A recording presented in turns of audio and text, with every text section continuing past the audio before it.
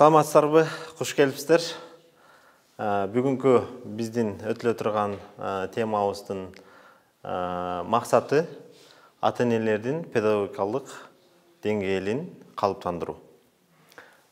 Мен өзүм иштеген жерим инновациялык технологиялар жана билим берүү коомдук фондунда менеджер болуп иштейм, ошондой эле ата-энелер мектебинде тренер болуп иштейм. Мен жөнүндө маалымат керек болсо, анан акырында алып алсаңыздар болот.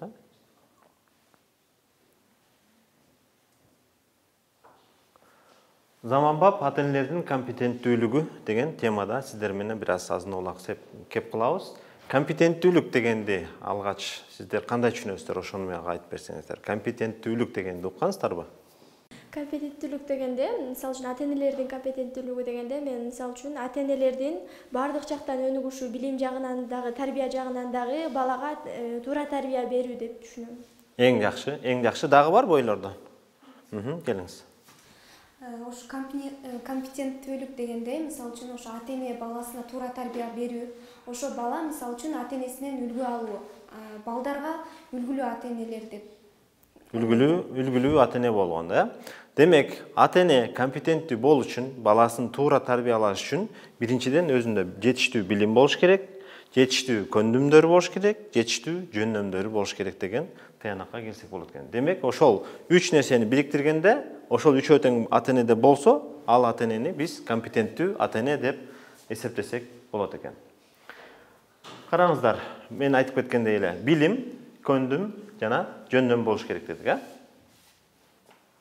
Эгер каалоочулар болсо, аягында ушул нерсени көчүрүп алсаңар болот. Эми заманбап, замандын талабы бизге кандай ата-энелерди талап кылып, кандай талап сунуштар, суроолор болуп атат. Заманбап ата-энелер деген булар коммуникативдүү дейт. Коммуникация деген кандай түшүнөбүз? Коммуникация?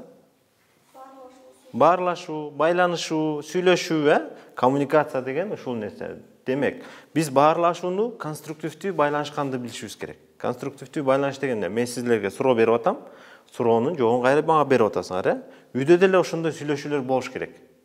Жөн эле келип, сен муну жаза деп коюп эле бири-бирибизге приказ берип, бири-бирибиздин жумушубузду аткарып коюп эле ошо менен чектелип калбастан, отуруп алып, кандайдыр бир темалардын алкагында биз сүйлөшүш керек ата-эне менен. Ата-эне балдарга суроо берет, балдар ата-энеге суроо берет, кайра бирине жооп берет. Ошону биз конструктивдүү баарлашуу дейбиз. Экинчисин карасаңар, коммуникацияда угуу техникасы дейт. Уктуңар беле ушуга чейин угуу техникалары, кандай техникалары бар? Мисалы, силер мени угуп атасыңар, Кантип угуп атасыңар? Кунт коюп, унчукпай угуп атасыңар, Унчукпай угуп атасыңар. Эгерде мен сүйлөп атканда силер мен менен кошо жарышып бирдекелерди сүйлөй берсеңер, конструктивдүү диалог болобу бизде? Болбой калат, экөөбүз жарышып калабыз, кыйкырышып калабыз. Үйдө жана бирин-бирин укпай калганда, жакшы укпай калганда кыйкырышып сүйлөшүп калабыз. Кыйкырышып, мындай өтө чоң башкача эмоцияларга алдырып жиберип, бирин-бирин укпаганда ошондой тезирээк жиндери келип кетип, ошондой бир туура эмес акыбалдар келип калат. Ошондуктан угуунун тартиби, техникалары да бар экен. Ошону билишибиз керек. Андан кийин сөзсүз түрдө туура, жакшы жооп алыш үчүн туура суроо бериш керек. Суроо берүүнүн да өзүнүн жолдору бар. Суроо ачык жана жабык түрүндө болот. Жабык түрүндөгү суроолор мен мисалга тамак иштиң беле дегенде, ооба же жок деген жооп бересиздер, Бул жабык суроолор. Эгерде мен силерге эмне үчүн ушундай болуп атат деген суроо берсем, бул ачык суроо. Мунун жообун биз күтө албайбыз, ар кандай жооп болушу мүмкүн. Түшүндүрө алдымбы? Демек, суроо берүүнүн да өзүнүн чеберчилиги болуш керек. Силер сүйлөшүүдө суроону жакшы бере алсаңар, жоопту да ошондой жакшы ала аласыңар. Андан кийин ишеним көрсөтүү жана мотивация. Сен менен сүйлөшүп аткан баарлашуучу адам бул бош орундук эмес. Месинде эчтеке жок бир нерсе эмес деп элестетпеңиз. Ал даже кичинекей бала болсо дагы анын нар жагында бир нерсеси бар деп аны менен тең катар сүйлөшкөндөй акыбалда болушубуз керек. Ким менен сүйлөшүп атсаңыз, баарлашуу жакшы болуш үчүн ошонун деңгээлине түшүш керек. Кичинекей балага суроо бергенде кандай? Жөнөкөй суроо беребиз да, мисалы, атың ким? Канчадасың? Жөнөкөй суроолор, Аларга мисалы, Жусуп Баласагындын философиясын айтып берчи десең айтып бере албайт да, туурабы?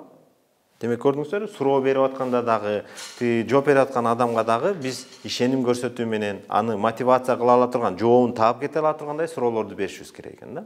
Ошондо бизде конструктивдүү туура байланыш пайда болот. Экинчи жагы бул баланы тарбиялоо деген педагогика илиминде окуп атасыңар, мисалы педагогикалык университетте турабыз. Педагогика деген өзү эмнени түшүндүрөт? Тарбиялоо. Демек, ата-эне тарбиялоону билиш үчүн сөзсүз түрдө психологияны билиш керек, сөзсүз түрдө педагогиканы билиш керек. Ал экөөнү билмейинче, анын илимий негиздерин түшүнмөйүнчө, алар туура компетенттүү тарбия бере албайт. Мисалы, балага жөн эле үйдө үй тапшырмасын жардам берүүдө ата-энелер кандай компетенттүү эмеспи? Кандай деп ойлойсуздар? Үй тапшырмасын жардам берип атат. Мисалы, 5-класстын алгебрасына жардам берип атат. Үй тапшырмасын берген, ага атасы же апасы жардам берип атат. Мурдакы ата-энелер, мисалы үчүн азыр 50-ге 60-ка чыгып калган ата-энелер мурда жардам бергенде туура эмес жардам беришчү да.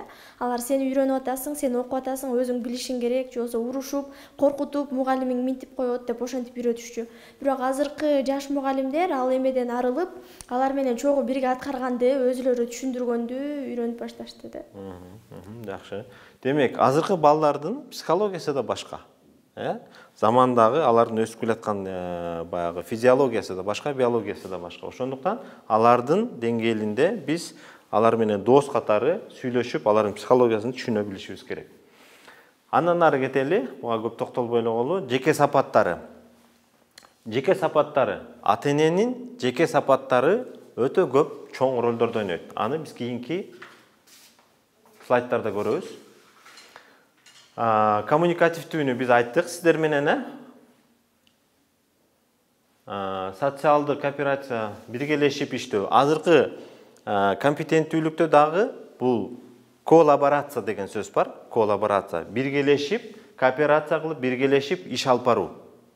Социалдашып, мисалы, жалгыз эле бир киши өз алдынча эле бир иш кылып берсе, коом менен аралашы жок болуп калса, анын пайдасы азыраак болуп калат. Эгерде менин ресурсум менен сиздердин ресурстарды бириктирип туруп чогуу бир иш жасасак, биз дагы чоңураак, дагы тезирээк жыйынтыкка жетебиз. Ошондуктан коллаборация же болбосо кооперация деген түшүнүк дагы сөзсүз түрдө ата-энелердин компетенциясына кириш керек. Кийинки компетенция мен айтып кеткендей эле бул жеке сапаттар. Биз өзүбүздүн жеке сапаттарыбыз. Бизде адаттар бар, орусча айтканда привычка деп коебуз го, адаттар бар. Жакшы адаттарыбыз бар, жаман адаттарыбыз бар. Азыркы учурда тилекке каршы бизде жаман адаттар абдан көбөйүп кеткендигине байланыштуу ортодо бала менен ата-эненин ортосунда ажырым аябай чоң болуп атат. Биз алар менен телефон аркылуу гана сүйлөшүп калып атабыз. WhatsApp'тан сүйлөшкөндө видео вызов кылып сүйлөшсөк, же бир нерсе кылып сүйлөшсөк, кандайдыр бир эффекттер болуп атат. А мындай физиологиялык жактан мындай жолугушуп сүйлөшкөндө эффектиси жок болуп калып атат. Сүйлөшө албай атабыз. Эмне жөнүндө сүйлөшөрүбүздү билбей калып атабыз. Эмне себептен? Себеп дегенде өзүбүздүн адаттарыбыз бизге тоскоол болуп атат. Мен кызым мага келип жаныма отурса, мен телефон карап отурган болуп атам. Же атасы телефон карап отурган болуп атат, же телевизор көрүп отурган болобуз. Сөзсүз түрдө бир гаджет менен алаксып калып атабыз. Бул бизди тоскоолдуктарды жаратып аткан адаттарыбыз. Туура эмес адаттар. Эми ошол адаттардын күчү биздин окумуштуулар айтат, күнүмдүк жашообузда дейт 40% ошол адаттардын күчү менен гана жашайт экенбиз. Автоматташтырып калганбыз биз. Эртең менен турасың, муну кыласың, түштөн муну кыласың, кечинде муну кыласың, ошо менен 40% биз өзүбүздүн адаттар менен гана жашайт экенбиз.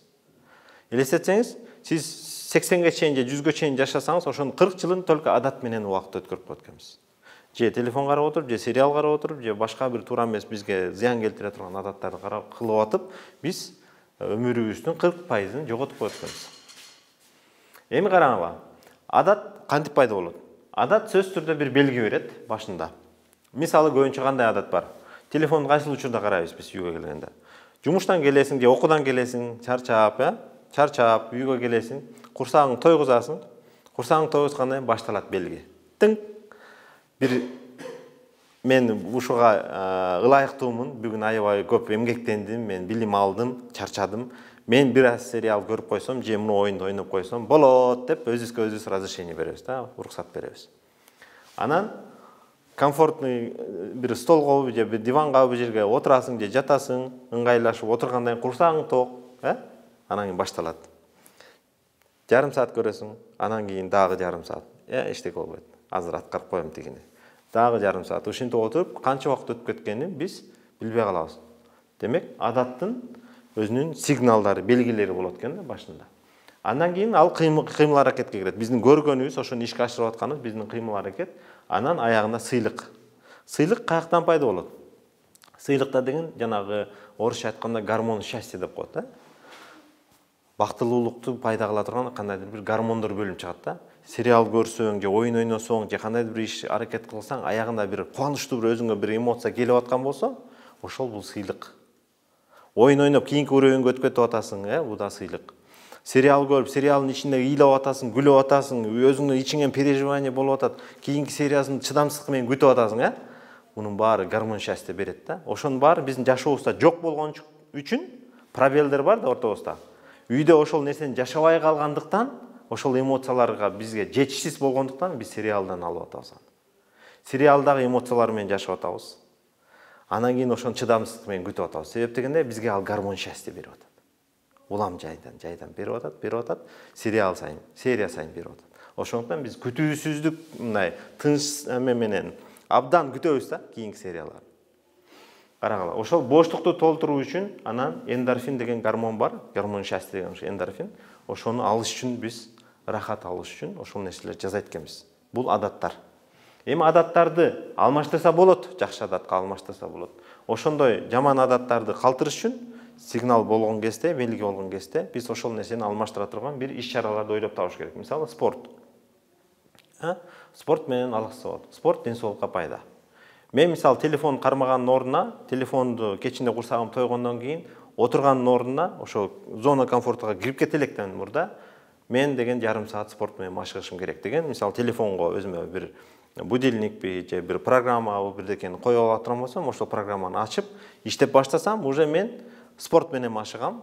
Ал адатка айланып кете турган болсо, адатка качан айланат? Ойнан кайра кайталаган мезгилде гана адатка айланат, туурабы? Демек, адатка айлангандан кийин мен спорт менен дайыма машыгып калам. Мен мурдагы сериал көргөн, телефон көргөн адаттарым спорт менен алгысып кетти. Спорттон башка дагы альтернативаларды ойлоп тапса болот. Ал өтө көп.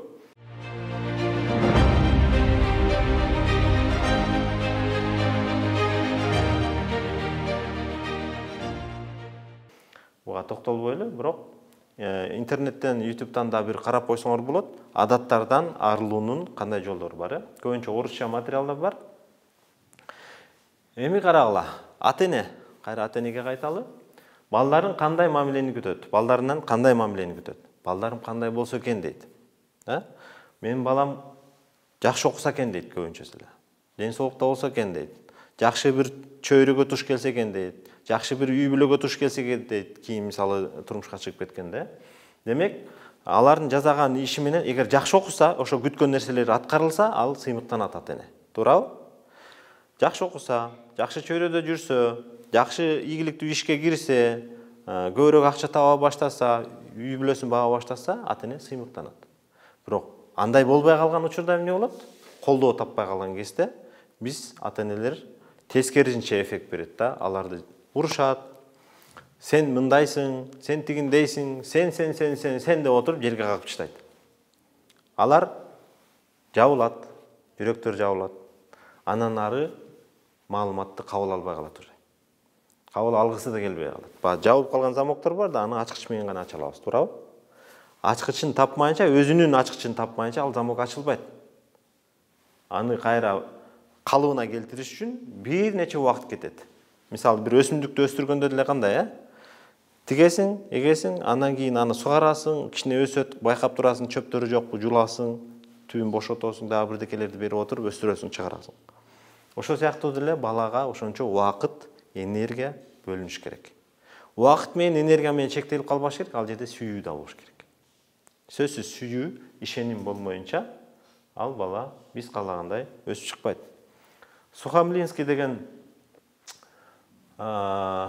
окумуштуу болгон, Мектеп жана бала бакча дейт, кандай гана сонун мекеме болбосун, балдардын аң сезимин жана акыл эсин калыптандыруучу эң негизги чебери бул ата-эне болуп саналат дейт.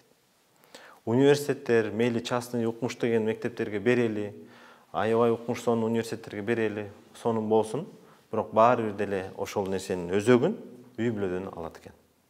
Жана сиздер айтып кетпедиңиздерби, үлгү болуш керек ата-эне депчи. Ошол үлгүлүү ата-энеден гана үлгүлүү окуучулар чыгат. Эми таасир берүүчү чөйрөлөрдү карап көрөлү. Окуучуга, же балага, же кызга деп алалы, же студентке ата-эне, коом, анан мектеп же кандайдыр бир окуу мекемелери таасир берет. Ушул үч нерсе гана таасир берет, да?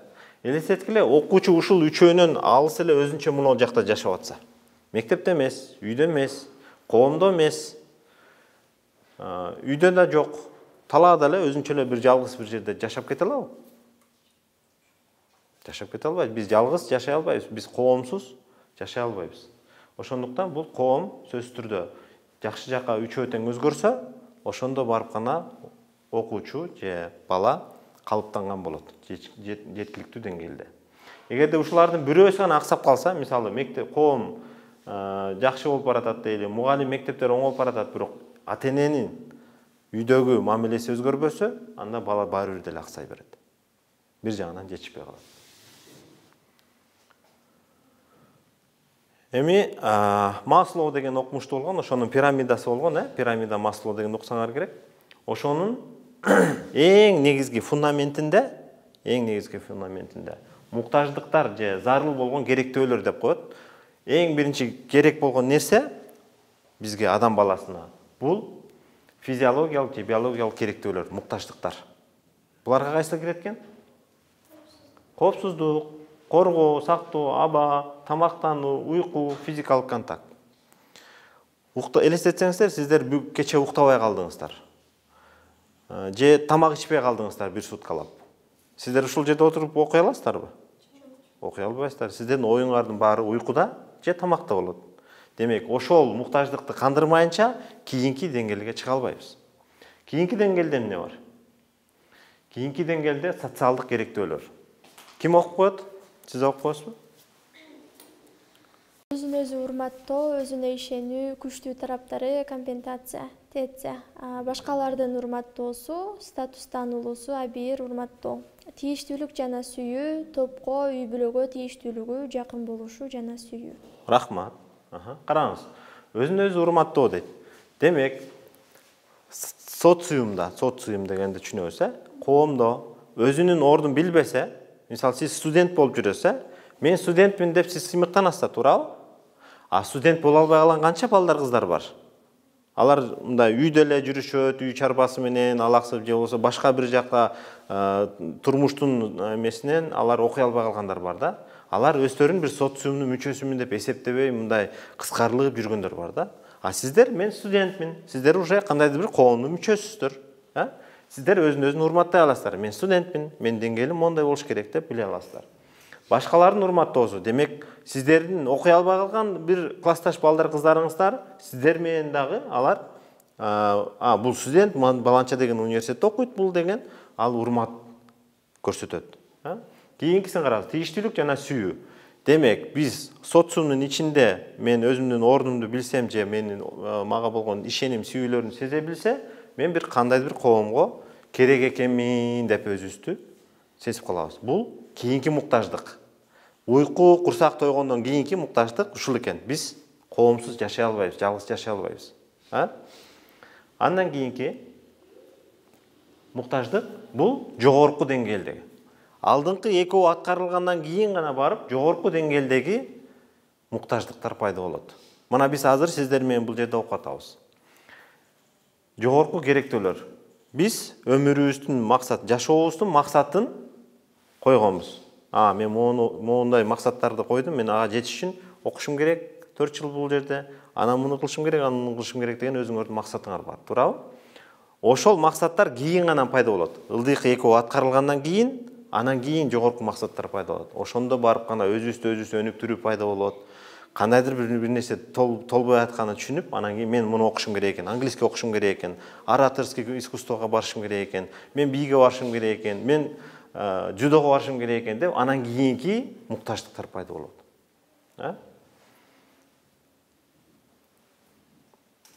Эми суроо, өзүңүзгө өзүңүз суроо берип көрүңүз. Максатына ким жетет? Ким айтат? Ким максатына жетет? Максатына ошол мисалы үчүн өзүнө астына план коюп, мисалы үчүн күнгү ишибизди пландап, жана ошо аракет кылган адам жетет. Сөз максат коюп эле, мен ушу максатыма жетсем экен деп тиленбей, ошол максатыбызга карай күнү бир тепкич болсо дагы, бир жаңы бир нерсе үйрөнсөк дагы, ошол максатыбызга карай жол алышыбыз керек. Эң жакшы, рахмат. Рахмат. Демек, максатты коюп эле койбостон, күч аракетте жумшаш керек, энергия керек. Максатына туура максат койгон гана адам жетет дейт. Сөз түрдө максат кое албасак, мисал кийинки мисалда бар, мына караңыздар. Мен келечекте жакшы адам болом дейт. Ушундай максат койсо, бул кандай деп ойлойсуздар? Кандай жакшы адам болом дегендин түшүнүгү кандай болуп калды? Бул жерде конкреттүүлүк жок. Абстрактный болуп атат. Мен жакшы адам болом деп кой. Келечекте мен жакшы адам болом деген максат коюп койду. Бул эч нерсе максатында конкреттүү максат болбой калды да. Конкреттүү максат болуш үчүн экинчи мисалды карап көрүңүздөр. Мисалы, 2020-жылдын 3-октябрын эми 10-на чейин мен Сингапурга барып жаш программисттердин курсуна катышып келем деди да. Мисалы бирөө 2019-жылы айтыптыр да, мисалы бирөө. Демек, бул жерде өзүнүн конкреттүү максаты бар. Бул жерден ойлосок болот, ал значит программирование менен алектенет. Сингапурга барам деп. Эмне үчүн Сингапурга? Себеп дегенде ошол жерде программисттердин симпозиуму бар, да? Ошол жерден ал ой бөлүшкүсү келет экен. Кийинки мисалды карасаңар, билет турат. Билеттин каяктан каяка учары жазылып турат, туурабы? Ошондой эле биздин дагы маршрутубуз түшүнүктүү болуш керек, максатыбыз. Каяка барабыз? Ал жерден эмнени көрөбүз? Эмнени алабыз? Ошондой максатыбыз туура так болуш керек. Интернеттен карап көрсөңөр болот, смарт цели деп орусча жазсаңар, смарт максат деп жазсаңар, ошол жерде максат коюунун этаптары чыгат.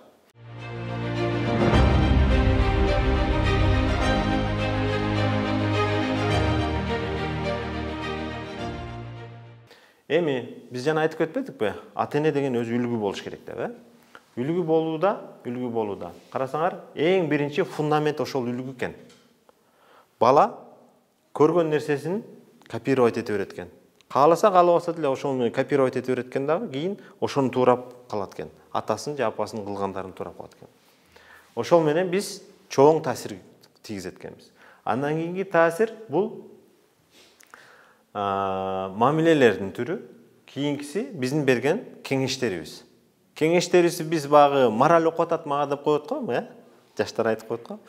Бул биз кеңештерди бере берет экенбиз. Мындай болбойсуңбу, тигинтпейсиңби, тигини карабайсыңбы, мындай кылбайсыңбы деп эле биз кеңештерди бере берет экенбиз, бирок аны менен биз таасир бере албайт экенбиз. Таасирди качан берет экенбиз? Биз өзүбүздүн үлгүбүз менен. Мен үйгө барып күнүгө китеп окуй турган болсом, өзүмдүн адатым бар болсо, ушундай китеп окуй турган болсом, мен балама китеп оку деп айтсам, сөзүм өтүмдүү болот. Мен ошондо авторитет боло алам. Эгер өзүм телефон кармап отуруп туруп, балам китеп окубайсыңбы дей турган болсо, мен авторитет боло албайм балама. Себеп дегенде мен колумда телефон турат да. Өзүңүз деле телефон карап отурасыз, эртеден кечке чейин дейт да. Айтышы мүмкүн, бирөө болбосо экинчисин айтышы мүмкүн. Ошондуктан үлгү боло алсам, анан мен авторитет боло алам балама, кызыма. Ошондуктан өзүбүз жазап аткан нерсени жаза дейсек, тилибиз өтөт. Өзүбүз туура эмес нерселерди, жаман адаттарды кылып атып, ушул адатыңыз мага жакпайт дей турган болсо, балага ал нерсе дагы таасир бере албайт. Бала кулак менен эмес, көз менен тарбияланат дейт. Көргөн нерсесин ал аткарат. Эми бул жерде дагы бир 2-3 түшүнүк бар. Сүйүү, ишеним, кабыл алуу жана оюн жана кубануу дейт. Сөз түрдө, мисалы, мындай мисал келтиребиз. Сууга сүзүүчү бар, мисалы, сууга сүзүүчү бар. Мен балам мисалы сууга түшкөндү жаман көрсө деле, мен ойлоп атам, ушул баламды мен ошо сууга сүзүүгө алып барышым керек, ошол жактан мен чемпион чыгарышым керек деп өзүм ойлоп атам да, максат коюп атам. Бирок бул балам каалаган жок. Мен аны алып барам, секцияга жастырып коем. Ал барат дагы сууга сүзүүгө катышат, инструктор ага үйрөтөт, сууга түшкөндү жакшы үйрөнөт, бирок ийгиликтерге жетпейт. Эмне жетишпейт? Өзүнүн каалоосу. Көрдүңүздөрбү? Мен бир нерсени сүйүп аткарсам, ошону каалап аткарсам, мен жыйынтыкты тезирээк көрсөтөм. Бирөө мени мындай түрткүлөп алып барып, муну жазайсың деп туруп, кыйнап алып барып жазатканга караганда, өзүмдүн каалоом менен барып жазасам, ошону сүйүп жазасам, мен ийгиликке тез жетем. Ошондуктан биздин баягы япониялыктар айтып атпайбы, икигай деп. Өзүбүздүн эмне максатта жаралганыбыз, эмне менин колума жакшыраак келет, ошону билишибиз керек. Эмнени мен майын чыгарып жазай алам. Ошону билгенде, ошону сүйүп аткарганда гана биз ийгиликтерди көрсөтө алабыз. Демек, ата-эне балага сүйүү, ишеним, кабыл алуу, кубанууларын баарын комплекстүү түрдө байкап, ошого көмөк көрсөтүп туруш керек. Эң акыркысын карасаңар, оюн жана кубануу дейт. Бул жерде чогуу убакыт өткөрүү деген нерсе бар да. Биз балдардын телефон караганынан ушуну токтото албай атабыз деп көп көйгөйлөрдү айтып атабыз азыр. Баары түшүнүп атат бул көйгөй экенин. Бирок иш аракет амал кыла албай атабыз. Эмнеге? Себеп дегенде ошол нерсени альтернативасын түзүп бере албай атабыз. Телефон ойнобо дегенге айткандан мурда биз башка ойной турган бир оюндарды алып беришибиз керек.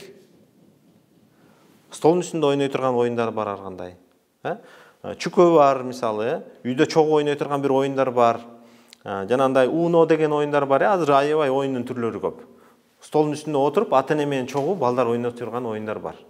Эгер ошону ата-эне чогуу отуруп, ошолор менен жакшы убакыт өткөрө турган болсо, балдар өзүнөн өзү эле телефонду таштап коет. Биз практикалап жүрөбүз, биздин окуу борборлордо муну биз балдар менен ойнойбуз, ата-энелер чогуу келип балдар менен ойношот. Аябай эффектилерин көрөсүң. Ошондой эле интернеттен көрсөңөр болот, кээ бир балдар кыздар айтып атат, мага силердин акчаңар жөнөткөн акчаңардын же кандайдыр бир материалдык жардамыңардын кереги жок, мага силер менен өткөргөн убакыт керек. Мен менен сүйлөшкүлө, мен менен чогуу болгула, мен менен чогуу тияка баргыла, бияка баргыла деп атат. Бул муктаждык, көрдүңөрбү? Өзүн жана социалдык муктаждыкка жетпей аткан балдар, аларга тонналап акчаны алып келип төгүп койсоң да, аларга муктаждыгы канбайт. Себеп дегенде, ошол нерсени биз боштукту толтурушубуз керек. Бул жерде сөздүн таасири тууралуу кыскача видео бар. Муну мен аягына силерге ссылкасын жөнөтөйүн. Бул жерде жанагы эксперимент жүргүзүлгөн. 3 башка банкаларга күрүчтү салып коюп туруп, анан суу куюп, бирөөсүнө такыр көңүл бурбай койгон, экинчисине жакшы гана сөздөрдү айтат, үчүнчүсүнө жаман сөздөрдү айтат. Анан үчөөнүн тең формулалардын өзгөргөнүн байкасак болот. Көңүл бурбай койгон бир аз карайып калат. Жакшы сөздөрдү айткан формасы өзгөрүп, сонун бир ушундай бир кристалдашкан, уникалдуу бир формаларды берген. Акыркысы жаман сөздөрдү сүйлөнгөн нерсе көгөрүп кеткен да. Демек, сөз менен эле биз материяга, сууга, күрүчкө жана башка нерселерге биз жакшы сөздөрдү сүйлөө менен гана таасир берсек да болот экен. Ошондуктан баардык жерде сүйлөп атканда бири-бирибизге жакшы сөздөрүбүздү аябай, комплимент берсе аябай, бирөө жакшы кийинип келсе, жакшы кийинип келдиң деп, жакшы көрүнүп атса, жакшы көрүнүп атасың деп, үй бүлөдө өзгөчө ушул нерсени адатка айландырып алсак, бул ошол үйдө жашап аткандарга мотивация берет. Аларга көңүл бурганын сездирет.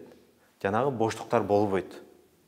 Демек, ушул бир эле сөздү айтуу менен биз аларды шыктандырабыз. Бир күн кечке алар канат байлап учкусу келип, демеле тоону томкоруп салгысы келип кетет.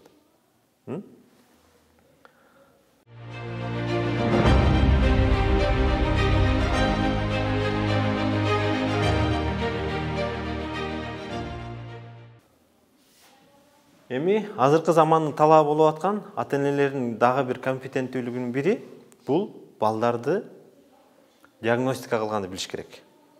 Балдардын характери кандай? Эмнеге шыктуу менин балам? Алар өздөрү чогуу убакыт өткөрбөгөндүктөн балдар эмнеге шыктуу экенин билбейт да, 11-класска барганда каяка тапшырам дегенде билбей калышат. ой бияка тапшырсак, ой тияка тапшырсак, досторго чалып, туугандарга чалып, университетте иштегендерге чалып отуруп, какка тапшырам, эмне кылам деп, эмне кыларын билбей дал баштап калышат. 11-класска барганда бул.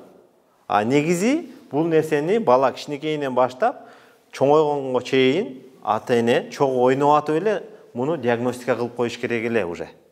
Ойноп атып эле бала эмнеге шыктуу. Ошону байкап койсо болот да. Ошол нерсени азыр бизде геймификация деген түшүнүк кирди. 21-кылымдын дагы бир компетенттүүлүгүнүн бири бул геймификация. Сабак өтүп атканда да сабакты дагы оюн аркылуу, үйдө дагы баарлашуу болуп атканда да баарлашууну оюн аркылуу баарлашса болот.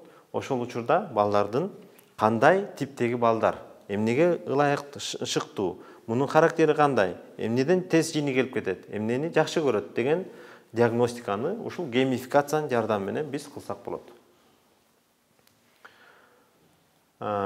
Сөз түрдө баланын эмнеге шыктуу экенин байкагандан кийин биз план жазышыбыз керек. План жазып, ошол баланын бир шыгын байкап калсак, ошол шыгын дагы андан ары өркүндөтүш үчүн биз ага план жазып чыгыш керек. Силер мисалы окуу жайга тапшырарда ОРТдан жакшы балл алыш үчүн силер даярдык көргөсүңөр да мисалы, туурабы? Сөз түрдө план жазгансыңар. Мен кыргыз тилден күнүнө мынча саат бул жака барып курстан алышым керек. Математикадан муну даярданышым керек. Тигиден муну даярданышым керек деп өзүңөргө план койгонсуңар. Даярданыш үчүн кандайдыр бир китептерди окугансыңар, конспектлерди кылгансыңар, туурабы? Ушунун баары план. Демек, баланын өнүгүшүнө дагы биз план түзүшүбүз керек. Бул жылы деген баламдын буга алып барышым керек. Кийинки жылы мындай кылыш керек. Уже жанагындай өткөл учурга келип калганда, өспүрүм куракка келип калган учурда мен бул нерсени киргизишим керек программага. Анан 10-11-класска барганда бул балам биякта окуш керек деп туруп, атайын пландарды түзүп койсо, ата-эне чогуу отуруп бала менен. Анда мунун багыты уже уверен болот, уже ар бир кадамды уверен, мындай ишенимдүү, кечиресиздер, орусча коюп берип атам. Ишенимдүү басып, бул кийинки кадамдарга жетет. 11-классты бүтүп атканда уже каяка тапшырарын бул 5 колундай билет. Мен бул жака барам, себептегенде мен бул нерсени жакшы көрөм, мен муну жакшы аткара алам деп туруп, уже университетке 1-курска кирип кетет. Андан аркы университеттен кийинки эмне болуп чыгарын дагы өзү түшүнөт уже. Ошого керектүү көндүмдөрдү, жөндөмдөрдүн баарын калыптандырып алат. Бул жерде кичине орусча материалдар кетип калып атат. Насаатчылык деген дагы бир жаңы түшүнүк бизде менторство деп айтылып атат. Орусчасында менторлор, кыргызчада деле менторлор деп айтып жүрөбүз. Мурда насаатчылык деп айтылган бул. Насаатчылык деген эмне? Сиздер азыр мисалы сабакка катыштыңыздар. Сабактан кийин үйгө барып, мен айткан бир методдорду же инструменттерди колдонуп көрөйүн десеңер, бирдекеси туура эмес болуп калды. Ошол учурда мага чаласыздар. Агай, мындай кылдым эле, ушул жери мындай болуп атат. Кандай кылсам болот дегенде мен силерге телефондон айтып берем. Анда мындай кылсак болот деп мен сиздерди кандайдыр бир убакытка чейин насаатчылык кылып, колдоо, коштоо көрсөтүп турсам, ушул насаатчылык.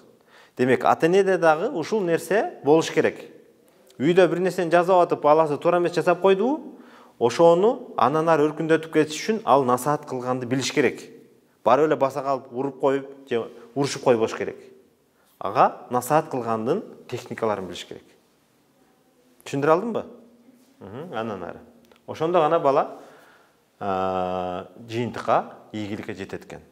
Эми сиздер менен ийгиликтин формуласы менен аяктагым келип атат.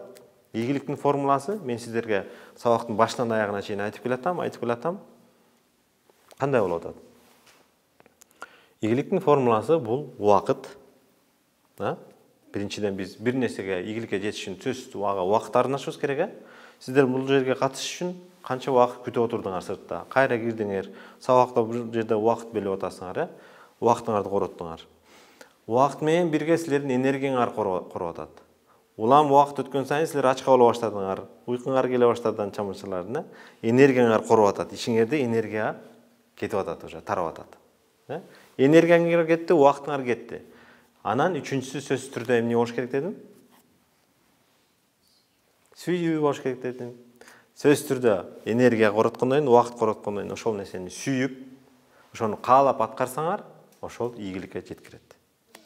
Ийгиликтин формуласы ушул экен. Убакыт бөлүп укканыңарга рахмат. Эгерде суроолор болсо, ошого өтөлү. Эгерде бала бир нерсеге шыгор, мисалы жакшы сүрөт тартат, бирок өзүнүн каалоосу башка, ата-энеси ошо сүрөт тартат деп, аны сүрөт эмесине иримине жазып берди, ага поддержка берип атат, а тиги бала бирок өзү башка нерсени каалап атат. Бул учурда кандай болуп калат? Эмне кылыш керек? Кайсы жерге, кайсы багытта кетсе жакшы болот? Абдан жакшы суроо болду. Эгерде баланын жакшы сүрөт тартып атканын байкап коюп эле, менин балам сүрөткө чыктуу экен деп эле ошол жагын алып кетип калса, башка өзү бала каалаган нерседе калып атпайбы дегендей суроо болуп атат. Бул учурда кандай кылыш керек? Ата-эне, мен айтпадымбы? Кичинекей жашынан баштап, бала бакчага баргандан баштап, 10-11 класска барганга чейин көзөмөлдөп карап туруш керек. 7-8 класстарда балдар уже өздөрүнүн каалоосун айтып баштайт. Үндөрү жоноёт, физиология алмашат, алмашат да. Өспүрүм куракта уже өздөрүнүн оюн айтканга уже жеткиликтүү болуп калат. Ошол учурда алар айтат: "Мен сүрөткө барбайм ата. Мен муну жакшы тартам, бирок мен вообще баргым келбей атат. Мен моуну каалап атам" деп ошол учурда айтат. Айткан учурда эмне себептен деп ошону ата-эне менен отуруп чогуу баарлаш керек. Баарлашуу менен гана биз чечим чыгара алабыз. Аны менен сүйлөшпөсөк, каяктан чечим чыгарабыз? Анда дагы биз ага приказ берип койгон болобуз. Окуйсуң дедимби, окуйсуң. Бүттү, ошо менен өмүр бою сүрөтчү болуп кетти. Кааласа каалабаса да. Ошондуктан баарлаш керек. Эң биринчи баштаганда айтпадымбы? Конструктивдүү баарлашуу. Дагы барбы суроолор? Келиңиздер. Түшүнүкүлүү болуп атабы? Кыргызча баары түшүнөбүз, Жаңглышча айтышым керек беле? Мындай болуп атпайбы? Азыркы биздин эмеде, Кыргызстанда бүт эле нерсе ортого барып такалып калып атат да. Анан биз өзүбүздүн каалообуз менен башка предметти тандап ошого тапшырабыз, бирок ал предметибиз оюбуздагыдай чыкпай калат кээдечи. Бул сыноо деп коебу, мындай жашоо деп коюшат, тагдыр деп коюшат да баары бирчи. Бирок ошол жактан эмең болбой калат, багың ачылбай калат, бирок башка жактан багың ачылып кетиши мүмкүн. Бирок башка нерсени каалайсың да, ошол убакта кандай болот? Жакшы, абдан жакшы суроо. Бул дагы азыр дегеле кесиптер 2 жылда бир кесип пайда болуп атат. 6 айда бир кесип, жаңы кесип пайда болуп калып атат. Мен мисалы мурда жасап көрбөгөн нерсемди башка бир кесипке барып, мен да ошол жагып кетип атат дагы, мен муну сонун кылат турбайм деп ошону жактырып кетиши мүмкүн. Мындай учурларда болот. Бирок ага жеткенге чейин, ал учурда сен уже акыл эсиңе жетишип калдың да, акыл эске келип калдың. Ал учурга жеткенге чейин ата-эне тараптан 1 класстан 11 класска жеткенге чейинки учурда ата-эне тараптан көзөмөлдөө болуп, багыт көрсөтүлүп турбаса, колдоо коштоо болбосо, алар адашып кетиши мүмкүн. Алар өткөндө эле бир мисал болду. Бизде сабакта отуруп англис тилинен бир бала орусча бир кызды сөгүп салды да. Ал ойлоп тур, сөгүнгөн бул жашнакай эле сөз деп ойлоп тур ал көрсө. Ага эч ким айткан эмес ал жөнүндө. Ошол сөздү колдонуп сүйлөшкөн, ага мындай жөнөкөй эле нерседей сезилчү экен. Көрсө ал билбептир ал сөгүнгөн жаман сөз экен. Көрдүңүзбү? Ошондой адашып кетүүлөрдөн сакташ үчүн ата-эне көзөмөл жүргүзүп туруш керек да. Барбы да суроолоруңуздар?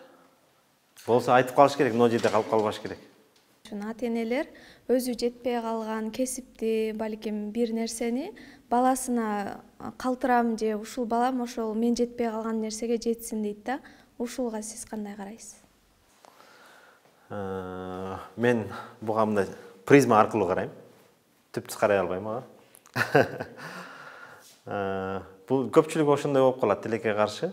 Чындап эле мен биздин үйдөн бир врач чыгыш керек эле, мен балам врач болуш керек эле деп анан врачка берип коюшат.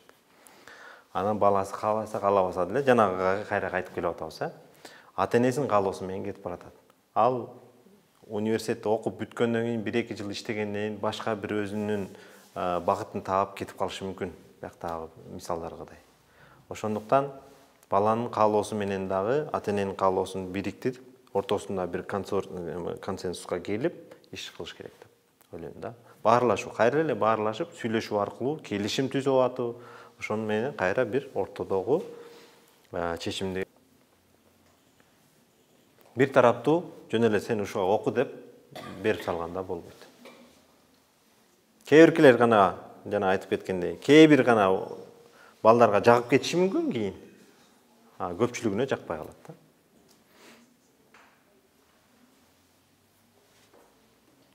Биздин ата-энелерчи, мисалы үчүн биздин үнүбүз жетпей калат кээ бирдечи. Ата-энелерге айтабыз, оюбузду айтабыз, сүйлөшөлү дейбиз, бирок алар бизди түшүнбөй калышы мүмкүн да. Ошондо биз кандай аракет жасашыбыз керек, эмне кылышыбыз керек? Ата-энеңерди биздин мектепке жөнөтөсүңөр. Ата-энелердин мектеби бар депчи. Мындай ушул көйгөй болуп атпайбы? Бардык жерде мисалы мугалимдерди даярдайт, мына оператор тартып аткандарды бир жерде даярдайт, мисалы сүрөт тарткандарды бир жерде даярдайт, баарын даярдайт. Бирок ата-эне болгондо эч жерде даярдабайт экен да. Ата-эне болгондо эч жерде даярдабайт экен. Ошону биз азыр ата-энелер мектеби аркылуу ушундай компетенцияларды аларга үйрөтүп, бала менен кантип баарлаш керек деген нерселерди биз аларга тренинг аркылуу үйрөтүп атабыз. Демек, алар тренингтерге барып катышыш керек. Кантип коммуникация кылам, кантип балдар менен сүйлөшөм деген тренингтерге барып катышып, ошолорду келип практика кылып үйдөн, анан оңолуш керек.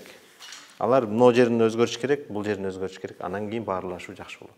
Жыйынтыгында айтарым, мына келечектин апалары, аталары отурабыз бул жерде.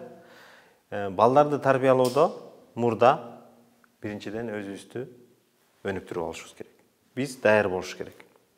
Анан кийин барып биз балдарды туура тарбия бере алабыз. Өзүбүздө жетиштүү билим болсо, жетиштүү көндүмдөрүбүз болсо, жана жөндөмдүү болсок, ошол учурда гана биз балдарга туура тарбия бере алабыз, жана балдар менен жакшы сүйлөшө алабыз, конструктивдүү сүйлөшө алабыз. Конструктивдүү сүйлөшүүнүн эң жакшы ыкмалары бул уга билүү, жакшы укканды билишибиз керек, угуунун техникаларын билишибиз керек. Ошону колдонуп жашообузда ошо менен чогуу жашашыбыз керек. Айтып коюп эле, окуп эле ошол жерде калып калбастан, билим бойдон калып калбастан, ошону көндүмгө айландырыш керек. Адатка айландырыш керек. Ошону амал кылуу аркылуу, кайра кайталоо аркылуу биз жакшырабыз. Ошондуктан аракет кылалы. Рахмат.